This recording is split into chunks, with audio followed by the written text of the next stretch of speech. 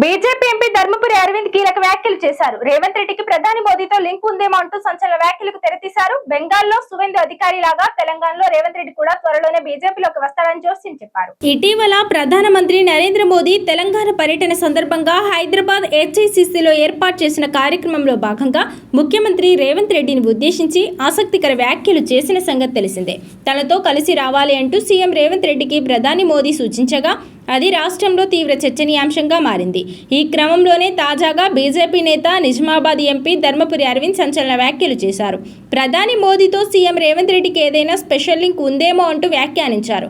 అందుకే జీవితాంతం కాంగ్రెస్ పార్టీలోనే ఉండే నేతకు సీఎం పదవి ఇవ్వాల్సింది అని పేర్కొన్నారు. ఈ సందర్భంగా రేవంత్ రెడ్డిని ఉద్దేశించి బెంగాల్ సీఎం సువేందు అధికారి ప్రస్తావనను ధర్మపురి అరవింద్ తీసుకొచ్చారు. పశ్చిమ బెంగాల్లో ముందు నుంచి తృణమూల్ కాంగ్రెస్ పార్టీలో ఉన్న సువేందు అధికారి 2021 ఎన్నికల ముందు బీజేపీలో చేరారని, ఇప్పుడు ముఖ్యమంత్రి అయ్యారని గుర్తు చేశారు. రాబోయే కాలంలో రేవంత్ రెడ్డి కూడా కాంగ్రెస్ పార్టీ నుంచి బీజేపీలోకి రావచ్చేమో అంటూ కీలక వ్యాఖ్యలు చేశారు.